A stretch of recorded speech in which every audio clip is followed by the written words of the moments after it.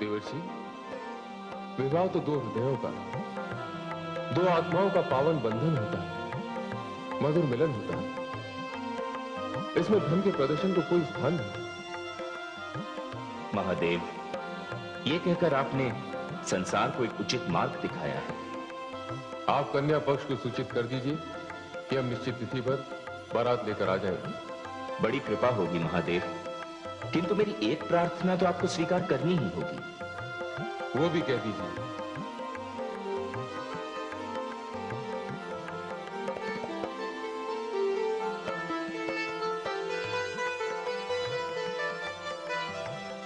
इसे तो आपको स्वीकार करना ही होगा। ये क्या? ये अंगराग है महादेव। पुत्री गौरी के शरीर पर इसका ही लेप हो रहा है। इसे आपको भी लगाना चाहिए। यह वैवाहिक संस्कार की एक महत्वपूर्ण रीति है। इसका पालन तो होना ही चाहिए। शमशान की भस्म रमाने वाले के शरीर पर अंगराग लेपन? अच्छा प्रयास है। किंतु समस्या यह है कि इस लेप को आपके शरीर पर लगाएगा कौन? हाँ, यही तो मैं भी सोच रहा था। ये पुण्य कार्य तो मैं करूंगा।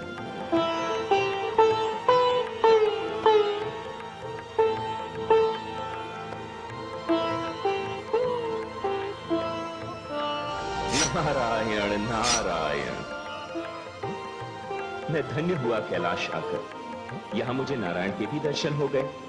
अब तो यहां उत्सव होकर रहेगा। लीजिए प्रभु।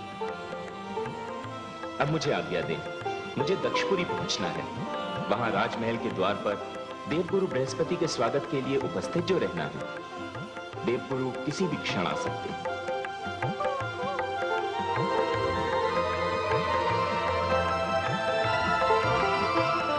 नारायण नारायण।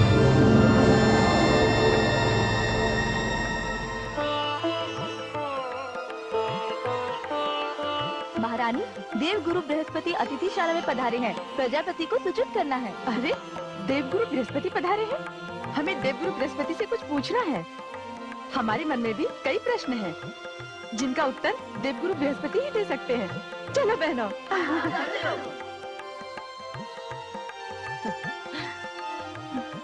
पुत्री गौरी, तुम्हारे ऊपर सबकी दृष्टि लगी हुई है। हो सकता है कि इसमें कोई वक्र दृष्टि भी हो। चलो, मैं तुम्हारी कुदृष्टि उतार देती हूँ।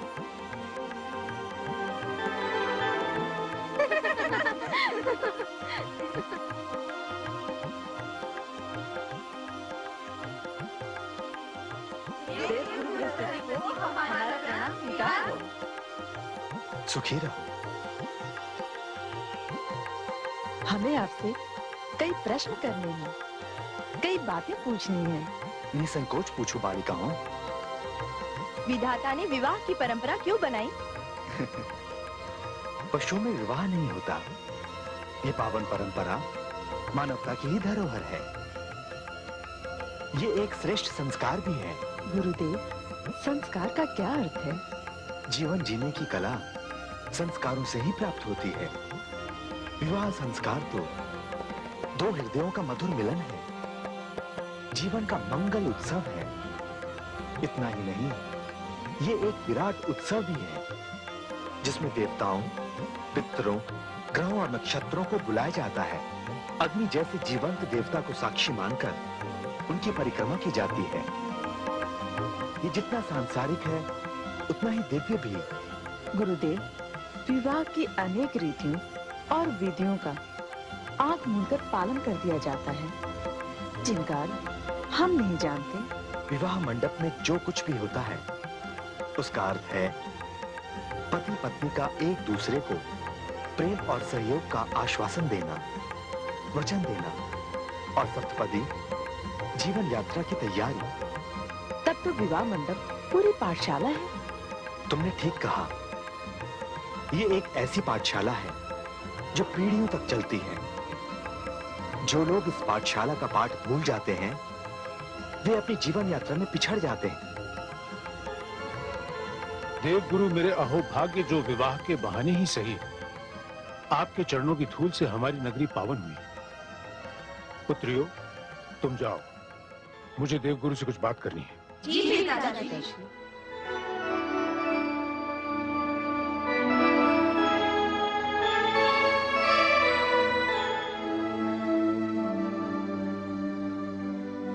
प्रजापति दक्ष, अब तो आपकी पुत्री का विवाह हो रहा है, किंतु आपके मुखमंडल पर प्रसन्नता का कोई चिन्ह नहीं। क्या बताऊं गुरुदेव, मेरी व्यथा बड़ी गहरी है और मेरा दुर्भाग्य ऐसा कि मैं अपनी व्यथा किसी से कह नहीं सकता। क्यों नहीं कह सकते? सुनने वाले मेरी बात समझने का कष्ट ही नहीं करते। मुझसे कहिए, मैं आपकी पीड़ा समझने का प्रयास करूंगा। देवगुरु, मैंने अपनी सभी पुत्रियों के लिए श्रेष्ठ वर ढूंढे। धर्मदेव, ऋतुराज, सप्तर्षिगण जैसी महान विभूतियां मेरे द्वार पर जामाता के रूप में आई, किंतु मैं अपनी सबसे प्यारी पुत्री के लिए श्रेष्ठ वर नहीं ढूंढ पाया। होने के आगे मैं हार गया गुरुदेव। प्रजापति दक्ष, आपकी पीड़ा का एक ही कारण है। जब भी किसी को स्वीकार करो, पूर्ण रूप से स्वीकार करो, हृदय से स्वीकार करो।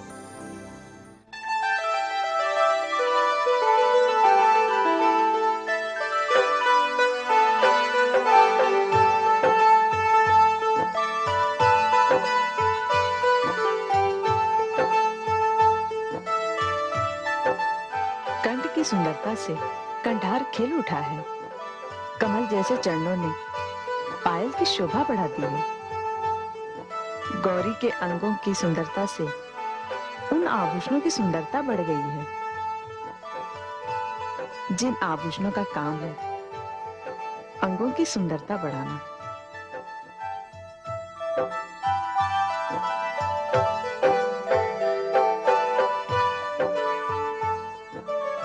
नारायण नारायण। प्रणाम तायाश्री। भाभी श्री, मैंने बहुत प्रयास किया, किंतु भगवान भोलेनाथ शिव ने न तो वस्त्र ही स्वीकार किए, न आभूषण और न ही स्वर्ण मुद्राएं। मुझे उल्टे पांव वापस लौटना पड़ा।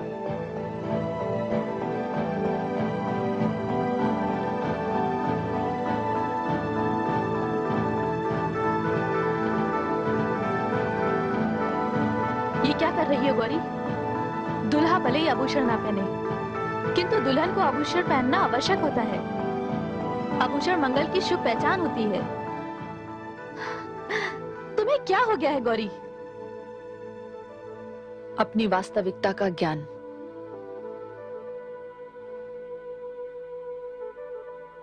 तुम ये आभूषण नहीं पहनोगी? पहनूंगी माँ, मैं आभूषण पहनूंगी। तो फिर इन्हें उतार क्यों रही हो? मैं फूलों के आभूषण पहनूंगी। जैसा मेरा पति वैसे ही मैं। मुझे तो शिव के रंग में रंगना है। फिर इतने सारे रत्नों से जड़े हीरे, मोती, सोने चांदी के आभूषणों का क्या होगा?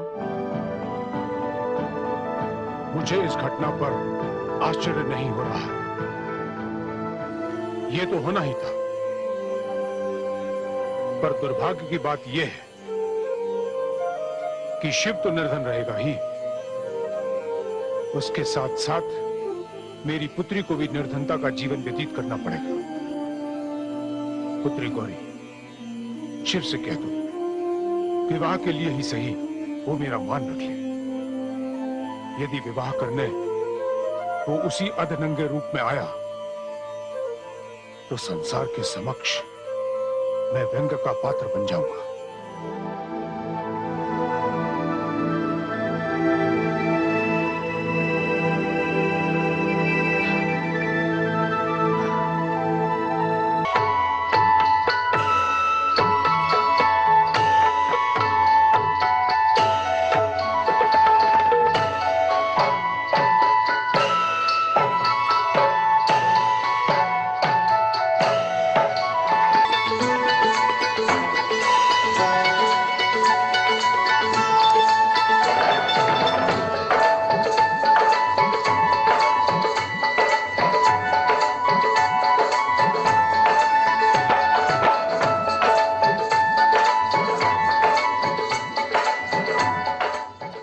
सवारी नहीं छोड़ी। चुप रह। तेरे जितने भी जामाता हैं, ऐसे सहस्त्र और मिलकर भी एक शिव नहीं बन सकते। चल आगे बढ़ और आदरणीय बारातियों का स्वागत कर।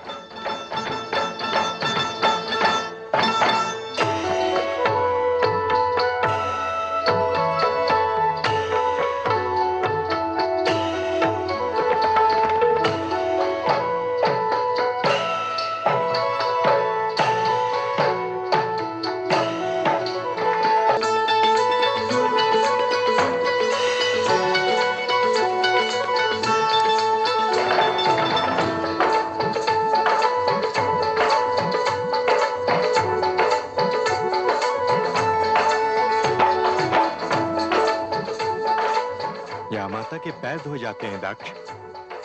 जाकर जामाता शिव शंकर के चरण पखारो दक्ष।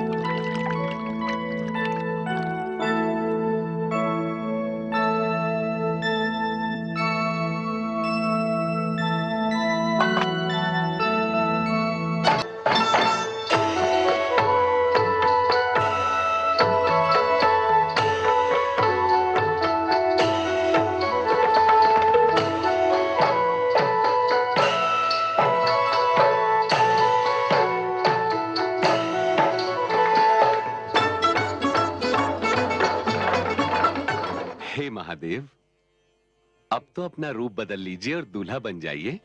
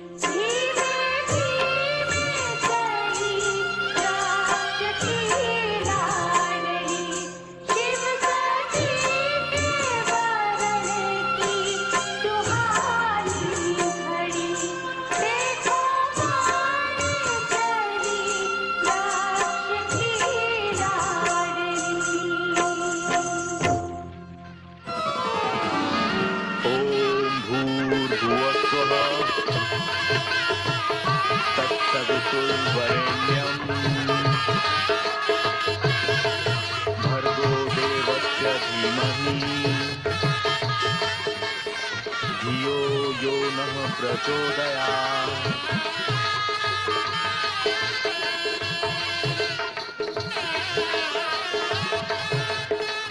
अब दानों में सर्वश्रेष्ठ दान, जिसे हम कन्यादान कहते हैं, श्रेष्ठ प्रजापति पुत्री गौरी का कन्यादान करेंगे।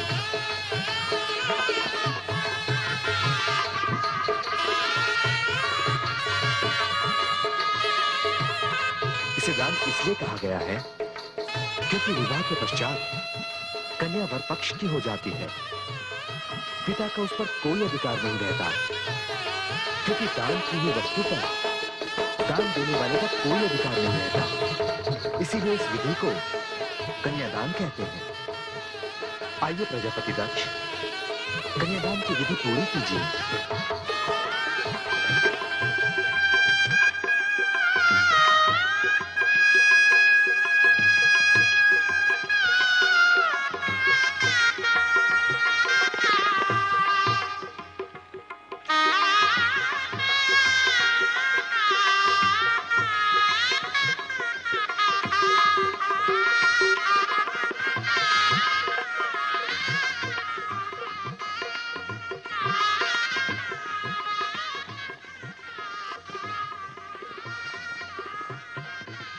ओम विष्णवे नमः। ओम विष्णवे नमः। ओम विष्णवे नमः। ओम विष्णवे नमः। ओम विष्णवे नमः। ओम विष्णवे नमः। प्रजापति दक्ष, जामाता को प्रणाम कीजिए।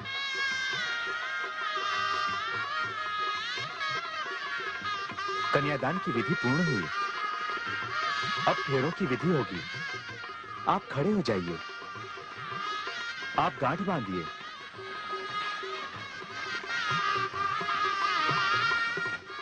बंधन कस के बांधना, कहीं ढीला न पड़ जाए। ये 7 फेरे होते हैं।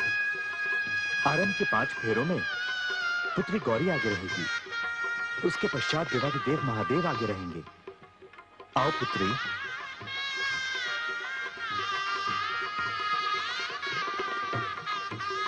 इस प्रकार 7 वचन निभाए जाएंगे और तब ये सिद्ध हो जाएगा कि पत्नी पति की शक्ति होती है। जीवन के विभिन्न मार्गों में यदि पति के पग डगमगा जाएं, तो पत्नी को आगे बढ़कर मार्गदर्शन करने का पूरा अधिकार है। वो पति का अर्धांग होती है, इसलिए अर्धांगिनी कहलाती है।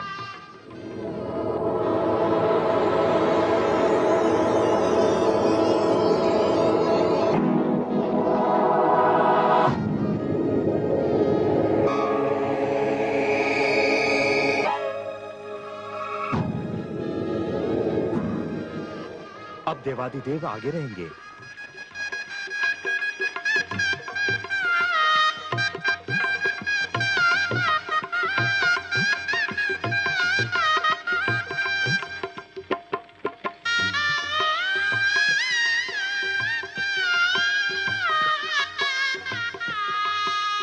अब आप पति पत्नी हैं।